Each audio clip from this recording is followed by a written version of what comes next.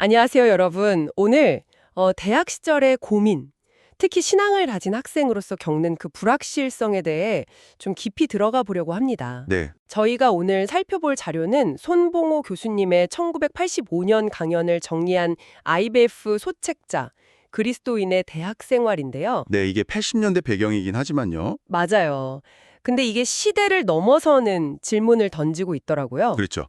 본질적인 고민은 여전하니까요. 그래서 오늘 이 자료를 보면서 이 혼란스러운 시대에 그리스도인 대학생이 어떻게 좀 중심을 잡고 의미 있는 시간을 보낼 수 있을까? 그 핵심을 같이 찾아보려고 합니다. 네, 여러분의 현재 고민에도 어떤 실마리를 줄 수 있을지 한번 같이 살펴보면 좋겠습니다. 좋습니다. 그럼 이 자료가 먼저 짚는 게 현대 대학생들이 느끼는 불확실성의 원인이잖아요. 네, 맞아요. 이게 단순히 요즘 젊은이들만의 문제가 아니라 더 큰 시대적 배경이 있다는 거죠. 과거, 그러니까 뭐 중세나 조선시대 학생들은 비교적 좀 명확한 가치 체계 속에서 살았다고 볼 수 있는데 그렇죠. 19세기 말부터 그 단단했던 세계관들 있잖아요. 뭐 유클리드 기하학, 뉴턴 물리학 이런 것들이 흔들리기 시작하면서 문화 전반에 불확실성이 스며들었다. 이런 분석이더라고요. 네, 그게 이제 사회학자 듀르켐이 말한 아노미 상태랑 연결이 되는 거죠. 규범이 좀 약해진 상태. 아, 규범 부재 상태? 네. 그래서 기성세대나 교수님들, 심지어 교회 지도자들조차 어떤 뚜렷한 길을 딱 제시해주기가 어려워진 환경인 거예요. 그러다 보니 학생 스스로 모든 걸 판단하고 결정해야 하는 그 무게가 훨씬 커졌겠네요. 바로 그거죠.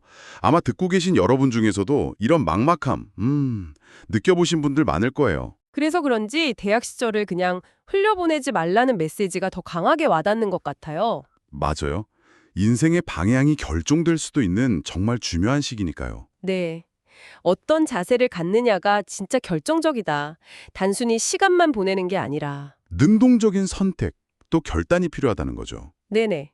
여기서 스스로 결정해야 한다는 걸 배우자 선택에 비유하면서 강조하거든요. 아, 재밌는 비유네요. 네. 누구도 대신 살아줄 수 없는 인생이니까요. 다만 그렇다고 그냥 막무가내로 결정하라는 건 아니고요. 그렇죠. 지혜가 필요하겠죠. 맞습니다. 지혜를 구하는 노력이 필요하다. 독서를 통해 간접 경험을 쌓거나 아니면 먼저 길을 간 선배들의 조언에 귀 기울이는 것들요. 태어날 때부터 다 아는 사람은 없으니까. 그렇죠. 노자나 공자 예를 들면서 겸손하게 배우는 자세가 중요하다. 이렇게 얘기합니다. 대학의 본질에 대한 이야기도 좀 인상 깊었어요. 연구기관이라기보다는 배우는 곳에 초점을 맞춰야 한다. 네. 배우는 곳. 특히 그 예수 믿는다고 무식할 권리는 없다. 이 말이 엄청 직설적이잖아요. 아, 그 표현 정말 강렬하죠.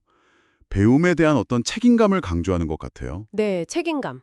이게 성경의 그 달란트 비유하고도 딱 연결이 되거든요. 아, 달란트 비유요? 네, 하나님이 각자에게 주신 재능, 그 달란트 양이 중요한 게 아니라 받은 걸 얼마나 충실하게 개발하고 활용하느냐, 그게 핵심이라는 거죠.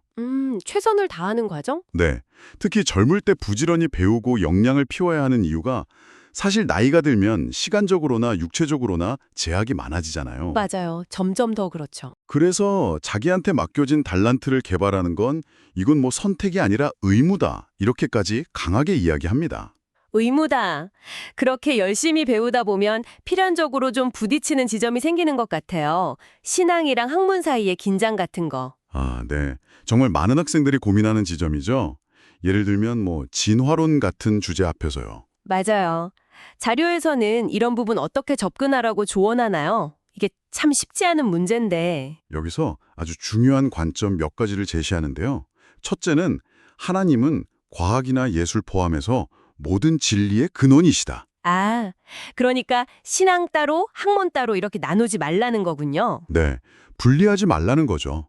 둘째는 학문적 이론이라는 게 진리의 일부분일 수는 있어도 그게 절대 불변의 진리는 아니라는 거예요. 잠정적인 성격이 있다는 거? 그렇죠. 그래서 때로는 좀 비판적으로 보기도 하고 또 때로는 너무 이걸 절대적인 진리로 받아들이기보다 여러 가능성을 탐색하듯이 좀 열린 마음으로 아이디어를 가지고 놀아보는 그런 유연함도 필요하다는 거예요. 아이디어를 가지고 놀아본다.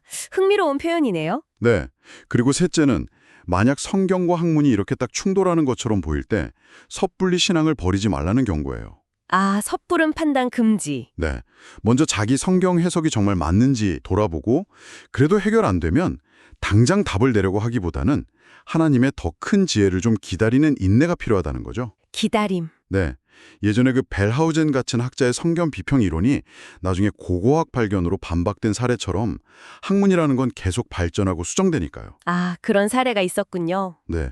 그러니까 지식 앞에서 좀 겸손해야 한다는 메시지죠. 학문적 성장만큼이나 신앙 인격 훈련의 중요성도 강조하고 있죠.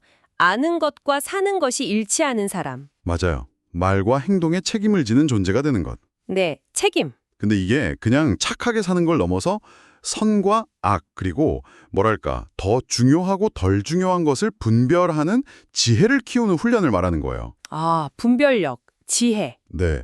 이건 혼자서 경건 훈련, 그러니까 말씀 묵상이나 기도를 통해 하나님과 관계를 깊게 하는 것도 중요하고 또 동시에 공동체. 그렇죠. IVF 같은 공동체 안에서 같이 부딪혀가면서 협동이나 자기 희생, 또 다른 사람을 이해하고 용납하는 걸 배우는 과정, 이게 다 필요하다는 거죠. 아, 이론만이 아니라 실제 관계 속에서 다듬어지는 거군요. 네, 바로 그겁니다. 네, 맞아요. 당시 학생운동이 가졌던 어떤 사회 부조리에 대한 문제의식이나 도덕적인 동기, 이런 건 인정을 하면서도요.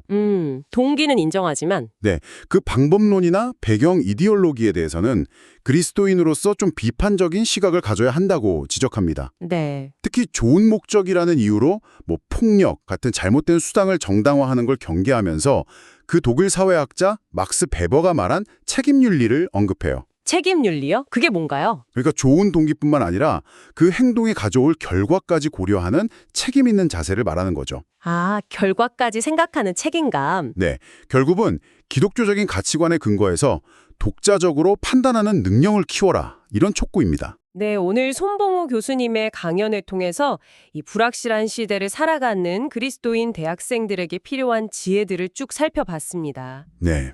대학 시절이 인생의 중요한 결정기라는 걸 인식하고 또 배우는 일에 힘쓰면서 각자의 재능, 달란트를 개발하고 그렇죠. 신앙과 학문의 건강한 관계를 잘 세우고 또 책임감 있는 인격으로 성장하면서 비판적 사고도 잃지 않는 것.